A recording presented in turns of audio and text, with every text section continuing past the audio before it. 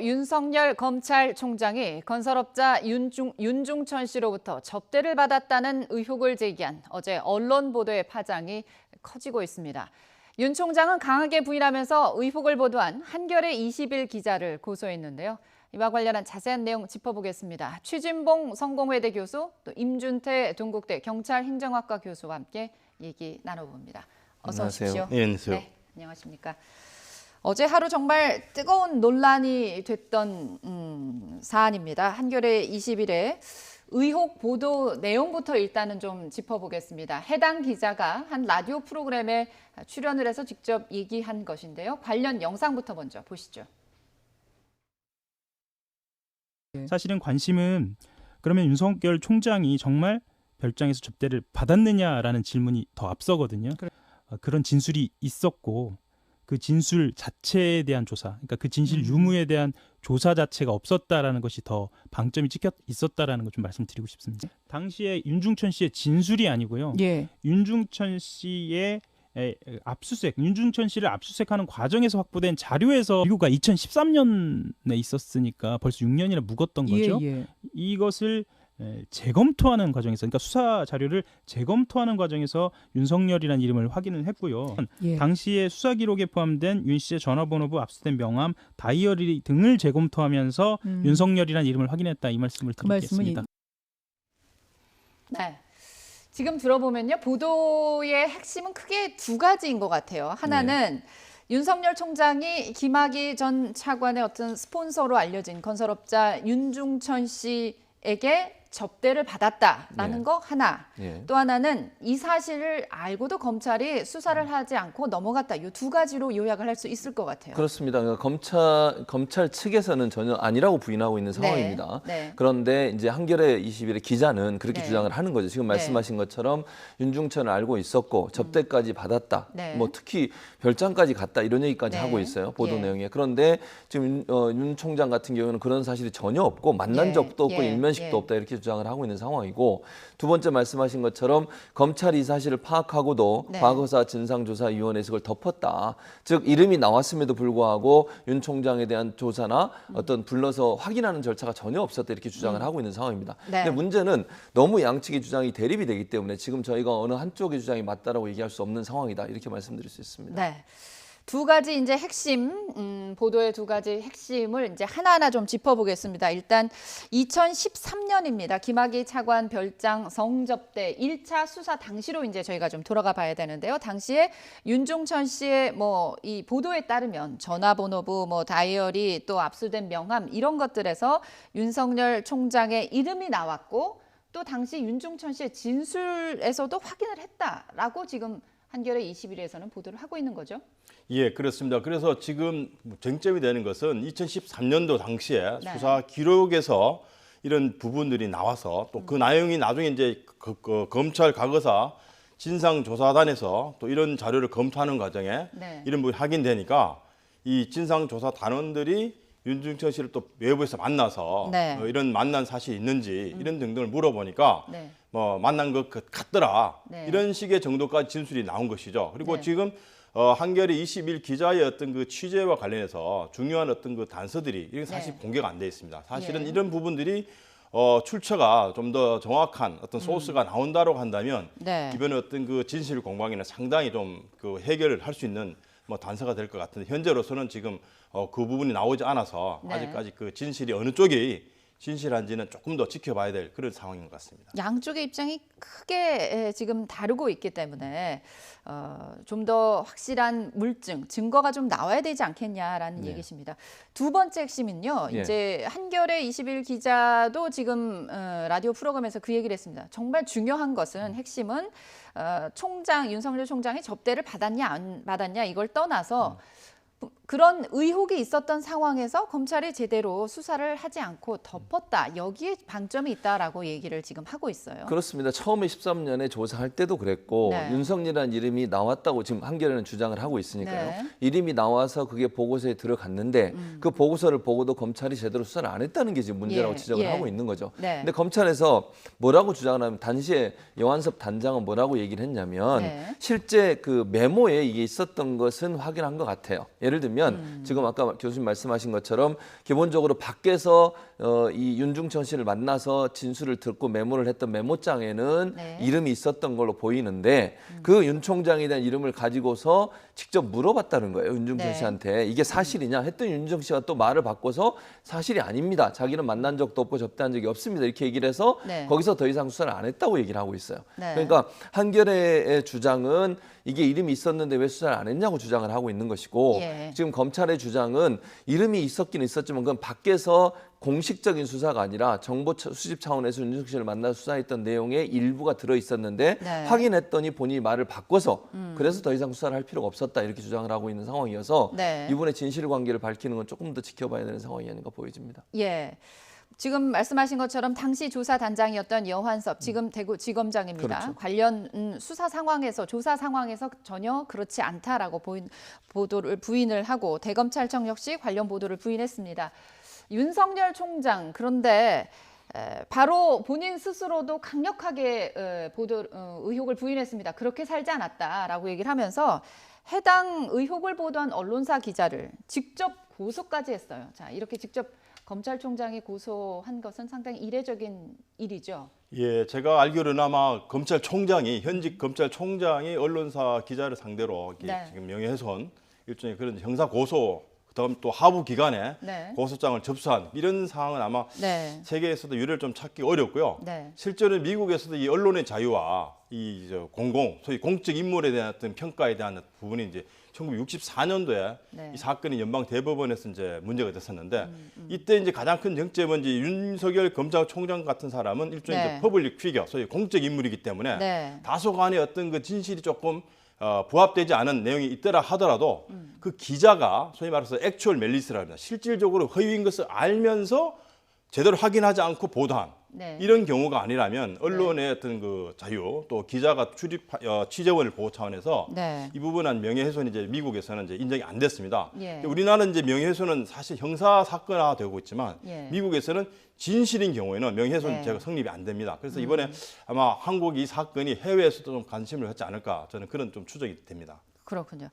그런데 말이죠. 어제 공교롭게도 아까 우리 최진봉 교수님이 잠시 언급을 해주셨습니다만 어제 법사위 국정감사가 때마침 당시 이 수사단을 이끌었던 여환섭 단장이 지검장으로 있는 이제 대구지검이 포함이 돼 있었습니다. 피감기관이어서 여 지검장이 관련 질문을 받자 상당히 상세히 조목조목 당시 상황을 가지고 보도 내용을 전면 부인했는데 일단 여 지검장의 내용을 말을 일단 한번 들어보시죠. 접대를 받았다는 진술이 있는 것은 아니고 아주 애매한 표현인데 만난 적도 있는 것도 같다. 이런 취지의 과거사위 조사단 관계자의 면담 보고서가 있습니다. 외부에서 만나서 면담을 하면서 여러 얘기를 청취하는 과정에 친분 있는 법조인들이 누구냐 이런 걸 물으면서 아마 그런 얘기를 들었다는 취지로 기재는 되어 있습니다. 조사단에서 기록을 인계받은 이후에 윤중천에게 이제 그 면담 보고와 같은 밖에서 만나서 얘기한 적이 있냐고 물었더니 그렇게 얘기한 적이 없다고 그렇게 얘기를 했고 1, 2차 수사 기록이라든지 기타 다른 자료에 일체 윤석열을 안다는 자료가 없었기 때문에 더 이상 진행을 하지 못했습니다. 그 과거사위원회에서 윤석열 부분에 대해서 무슨 수사 권고를 한다든지 의뢰를 한다든지 일체 그런 게 없었기 때문에 그 부분에 대해서 저희들이 더 물어볼 필요도 없었습니다. 네. 당시 진행된 이 윤중천 씨와의 면담 보고서에 윤석열 총장 이름이 언급은 돼 있었던 것 네, 같아요. 그렇죠. 언급은 돼 있었지만 실제로 윤중천 씨를 만나서 얘기를 해보니까 그렇지 않다라고 부인했다는 그렇죠. 거잖아요. 그러니까 그렇죠? 지금 이제 여단장의 말은 결국은 면담 보고서라고 해서 밖에서 만나서 면담을 해서 윤중천 씨의 면담을 했는데 네. 그 내용에는 본 것 같기도 하다 이런 얘기가 있어서 네. 확인 차원에서 검찰에 조사를 했다는 거 아닙니까 윤중천 씨한테. 그런데 그 자리에서 윤중천 씨는 본 적도 없고 만난 적도 없고 얘기를 했다는 거예요. 네. 이러니까 결국은 더 이상 수사를 진행하지 않았다 이렇게 주장을 하고 있는 거죠 지금. 지금. 예. 근데 이 과정을 한겨레에서 보도 내용을 보면 덮은 걸로 보는 거예요. 그러니까 이게 물론 이제 여 단장의 표현하는 방식의 이런 부분은 수사의 진행이 더 이상 필요하지 않아 수사를 진행하지 않았다고 얘기하지만 네. 아마 한겨레에서는 그렇게 주장하는 것 같아요. 그럼에도 불구하고 처음에 얘기했다가 입장을 바꿨으니 더 수사를 해봐야 되는 거 아니냐. 그런데 네. 왜 더 이상 수사를 진행하지 않았느냐라는 입장인 것 같습니다. 이 두 가지 네. 입장이 부딪히는 것 같고요. 예. 그다음에 과거사 진상조사위원회나 또는 법원, 법무부 안에도 검찰 개혁 관련된 이 진상조사위원회가 있었는데 이 두 군데서도 사실은 윤중천과 관련된 어떤 보고 내용이나 아니면 보고서로 작성된 내용은 없다고 지금 얘기를 하고 있어서 네. 지금 현재 상황으로서는 왜 이때 수사가 더 이상 이루어지지 않느냐에 대해서 여단장의 표현을 그대로 빌리자면 윤중천이 부인을 했기 때문에 더 이상 수사가 진행될 필요가 없어서 수사를 진행하지 않았다 이렇게 해석하는 게 맞을 것 같습니다. 네. 그런데 이제 한겨레 기자는요, 보면 3인 이상의 이런 증언, 진술을 토대로 이 기사를 쓴 것이다. 그러면서 지금 보면 윤중천 씨의 그 압수 물품을 보면 윤 총장과 관련한 자료가 있었다. 이렇게 보도를 했습니다. 그런데 여 지검장은 윤중천 씨가 윤석열 총장을 안다는 자료가 없었다. 이렇게 얘기를 하거든요. 서로 어떻게 보면 한쪽은 자료가 있었다. 근거 이런 그 보도와 관련한 뒷받침할 수 있는 자료들이 있었다고 주장하고 한쪽에서는 없다고 얘기를 하고 있습니다. 당시 자료를 좀 공개할 수 있는 방법은 없을까요? 그러면 확실할 것 같아요. 이 부분은 사실 이제 수사 사항이기 때문에 뭐 재판에서 어떤 그 판결문상 정도라면 공개가 되지만 네. 또 여기 있은 지금 1, 2차 뭐 수사 자료에서 윤중천 씨 어떤 그 전화번호나 또 메모, 네. 뭐 다이어리 통해서 그 윤석열 검사의 이름이 등장했다라고 하는 것은 대부분 인정을 하는 것 같습니다. 예. 그리고 또 사후에 이제 검찰 과거사위에서 진상조사단이 윤중천 씨를 만나서 면담하는 과정에도 윤석열 씨를 뭐 안다 모른다 일종의 이런 그 단어가 있었던 것은 분명히 맞습니다. 그러나 예. 이제 그 검찰에서 수사를 하는 과정에서는 이 단서가 상당히 좀 명확해야 됩니다. 물론 이제 그 부분에 어느 정도의 어떤 명확성을 가지고 수사를 개시할 것인가에 대해서는 수사기관의 판단인데 네. 문제는 이제 수사 기록이나 수사 자료, 면담 보고서 내용에 이 적어도 저 윤석열 검사의 명단이나 이름이 오르내리고 있었다 하는 부분은 아마 사실에 가까운 것 같은데 문제는 네. 이제 그것이 윤중천 씨의 어떤 진술 부인 때문에 검사들이 수사를 더 이상 진행하지 않은 부분에 대해서는 뭐 검찰은 이제 별로 가치가 없었거나 또 부인을 했기 때문에 수사 진행 안 했다는 부분이거든요. 이 부분은 네. 이제 어떤 부분에서는 수사에 가치가 없어서 안 했다는 쪽으로 볼 수도 있지만 어떤 쪽에서는 수사를 무마한 것이 아니냐라고 볼 수 있는 그런 여지는 아마 있는 것 같습니다. 그렇군요.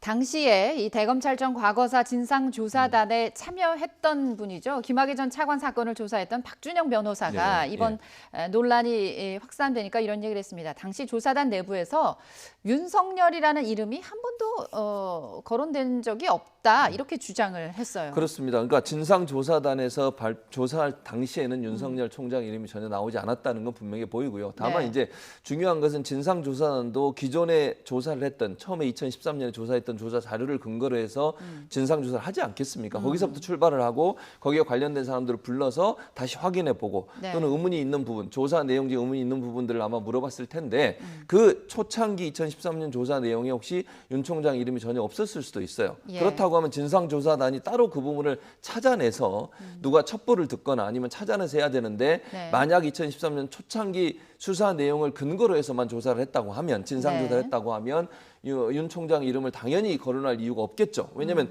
그 조사 내용을 바탕으로 해서 진상조사를 하기 때문에 그렇습니다. 네. 그래서 만약에 그 사이에 어떤 첩보가 들리거나 아니면 다른 루트를 통해서 윤석열 총장에 대한 관계성에 대해서 얘기가 나왔다고 하면 진상조사단에서 더 조사를 했겠지만 네. 만약 2013년 초기 조사 내용만 가지고서 조사를 했다고 하면 당연히 윤 총장에 대한 조사 또 이름이 나올 이유는 없다고 보여집니다. 네.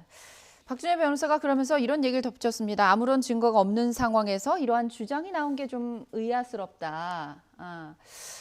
그러면서 정치적 의도가 의심된다. 뭐 이런 얘기까지도 했는데 이 부분은 어떻게 해석을 해야 될까요?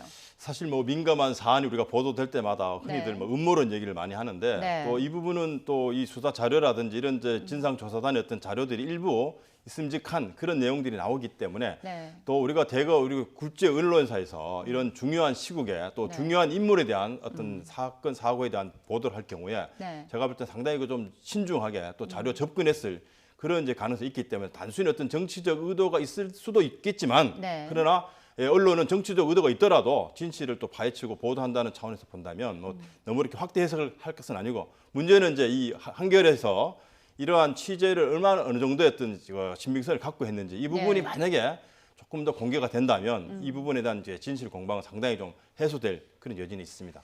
해당 기자가 추가 보도를 지금 예고하고 있는 상황이라 앞으로 상황을 좀 더 지켜봐야 할 것 같긴 합니다.